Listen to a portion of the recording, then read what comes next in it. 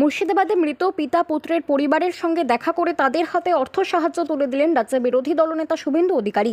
তার দাবি, হরগোবিন্দ দাস এবং চন্দন দাসের পরিবারের কাছে মুখ্যমন্ত্রী মমতা বন্দ্যোপাধ্যায় ব্রাত্য, কারণ রাজ্য সরকারের ক্ষতিপূরণ গ্রহণ করেনি ওই পরিবার, কিন্তু বিরোধী দলনেতার কাছ থেকে অর্থ সাহায্য নিয়েছেন তারা। শুভেন্দুর কথায়, আমাকে ওনারা গ্রহণ করেছেন, আমি কৃতজ্ঞ। কলকাতা হাইকোর্টের অনুমতি পেয়ে শুক্রবার মুর্শিদাবাদে যান বিরোধী দলনেতা। সংশোধিত ওয়াকফ আইনের বিরোধিতায় অগ্নিগর্ভ এলাকাগুলি পরিদর্শন করেন তিনি। একটি মন্দিরে গিয়ে মূর্তি দেন গ্রামবাসীদের। সেখানেই নন্দীগ্রামের বিধায়ক গ্রামবাসীদের উদ্দেশ্যে বলেন, শপথ নিচ্ছি আমাদেরও দিন আসবে, আপনারা পুরোহিত ডেকে অক্ষয় তৃতীয়ার দিন শুদ্ধিকরণ করুন। তার আগে শুভেন্দু গিয়েছিলেন খুন হওয়া হরগোবিন্দ দাস এবং চন্দন দাসের বাড়িতে। পরিবারের সদস্যদের সঙ্গে কথা বলেন কিছুক্ষণ এবং তাদের হাতে তুলে দেন 10 লক্ষ টাকার চেক। এই আর্থিক সাহায্য পেয়ে খুশি পরিবার। প্রমাণ হয়ে গেল পরিবার হিন্দু। দাদা কি দেখলেন বাড়িতে এসে আজকে? ভয়ঙ্কর অবস্থা, আতঙ্ক।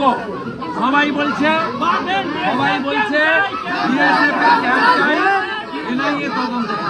মুখ্যমন্ত্রী 10 লাখ টাকা প্রত্যাখ্যান করেছে। আমি 10 লক্ষ 1,000 টাকা করে মৃত পরিবারকে দিয়েছি, গ্রহণ করেছে।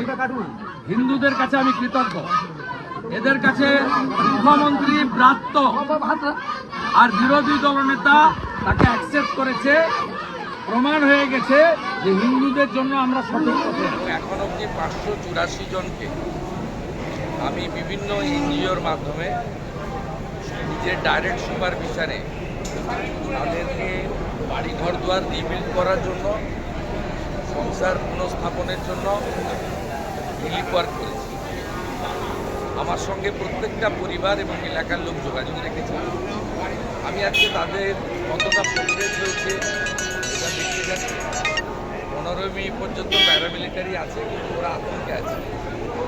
এবং বিশেষ করে হিন্দু এবং জৈন সম্প্রদায়ের অনেক দোকানে অন্য সম্প্রদায়ের লোকেরা, যেহেতু তারা ওখানে সংখ্যাগরিষ্ঠ, জিনিসপত্র কেনা বন্ধ করে দিয়েছে।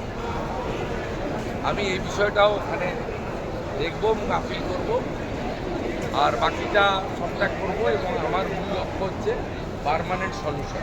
বাংলা খবর, আপনার রাজনীতি, আপনার আওয়াজ।